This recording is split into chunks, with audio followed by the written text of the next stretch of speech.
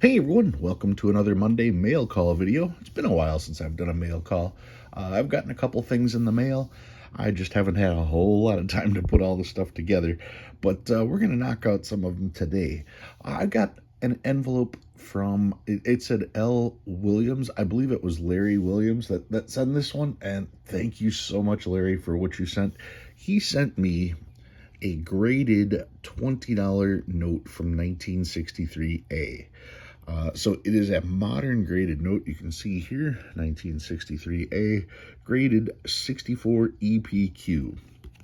Take a look at the back. It says exceptional paper quality on there. It's cool having modern notes that are graded because you just don't see that many of them. The grading cost can be sometimes more than the value of the note, so you don't get a whole lot of modern graded stuff. I don't know if he had this graded or if he saw this at a show and picked it up. I think he picked it up at a show. What I find fascinating, though, is it's a 64. Uncirculated notes start off at 60, and from 60 to 70, what they are grading is basically how well the note was made. Not the circulation part, because at 60 it's uncirculated. So the only thing they can go by is how well it was made.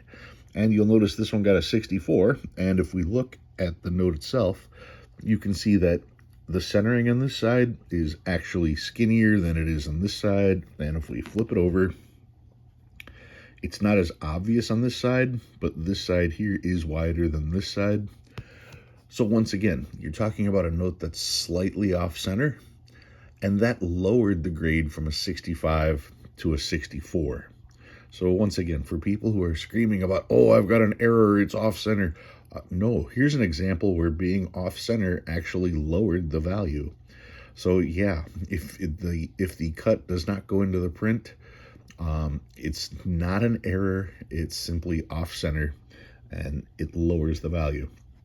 So this is a great example of that, being a 64 EPQ, which means the note is great. Everything about the note is great. The problem was the centering. Well, not even the centering. It was off-cut. Not off-cut enough to make it an error, but off-cut enough to reduce the grade. So that was really cool. And then he sent me another little thing. This is neat.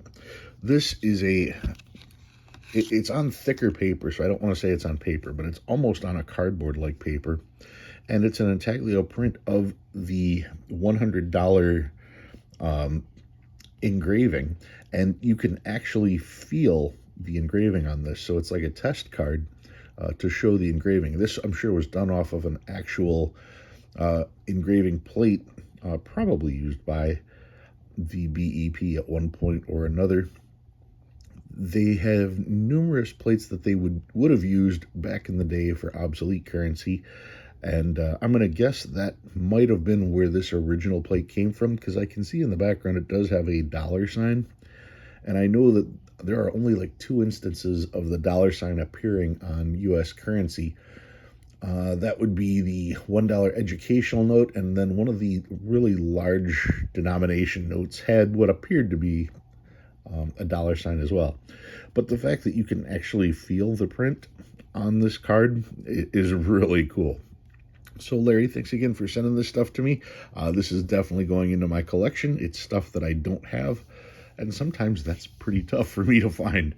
So if you have anything for mail call, you can send it to Stu Pluback Currency, P.O. Box 171, Russell, Illinois 60075. Guys, thanks for watching. I'll see you next time.